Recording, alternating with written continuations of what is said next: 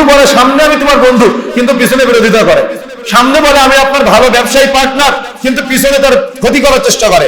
সামনাসামনি বলে যে আমি আপনার কৃষক ভাই, আমি পাশাপাশি আসেন আমরা পাশাপাশি ধান লাগাই বা চাষাবাদ করি, কিন্তু রাত্রের আধারে অন্য জমির আইল কেটে ছোট করে নিজের জমি বড় করে ফেলে।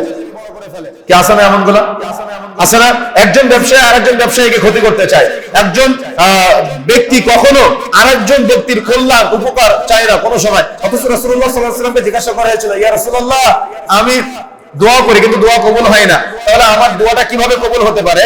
তখন রাসূলুল্লাহ সাল্লাল্লাহু আলাইহি ওয়াসাল্লাম বলছেন, তুমি তোমার ভাইয়ের জন্য দোয়া করো, তাহলে তোমার জন্য কবুল করা হবে।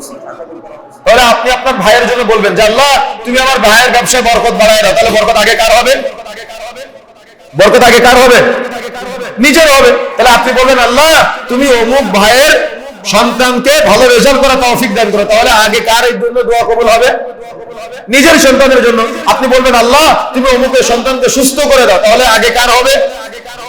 কিন্তু আপনি দোয়া করলেন আল্লাহ তুমি তার ব্যবসায় সব ধ্বংস করে দাও, তুমি তার আয় উপার্জনে ধস নামায় দাও, তুমি তার ক্ষেতের ফসল নষ্ট করে দাও।